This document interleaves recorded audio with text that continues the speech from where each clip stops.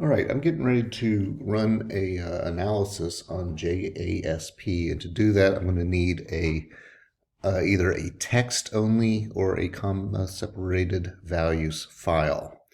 The easiest way to do that is to use a spreadsheet like Google Sheets or Excel. I know everyone's got access to Google Sheets, so I thought I'd show you how to do that. I'm just in our folder here for statistics. I'm going to open up a new file, a new Google Sheets. I want it to be blank, and I'll create that in the shared folder. What I'm going to do up here at the top is do my variable names, and then I'm going to insert the data in the rows below that. Now, I actually already did this, so just to do this quickly, I'll just paste it in. So in my factorial Stroop example, what I did was I had a dependent variable called seconds, and you can see those are all 20 individual scores.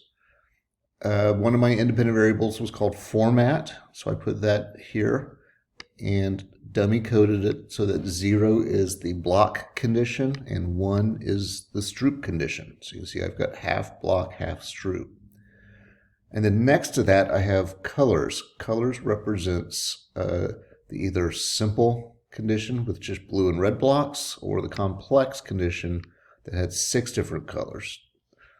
So notice here that by having 2 dummy-coded variables, I'm able to say here's the 5 people who did blocks with 2 colors, blocks with 5 colors, Stroop with 2 colors, and Stroop with 5 colors. So as long as you're doing each independent variable separately, you'll be good to go. Now, that's for independent samples.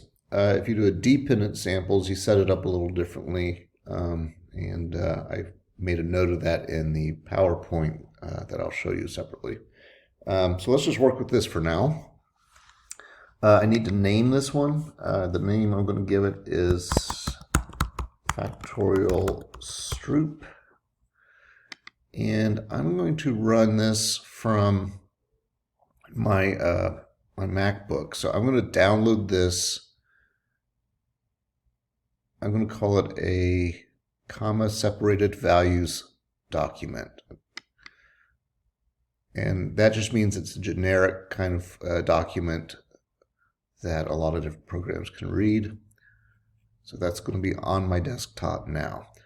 If I were to run JASP from the internet, from Roll App, I would just move that folder that I downloaded back into a Google folder so I could access it from the web-based version. But I'm going to be doing this from the desktop.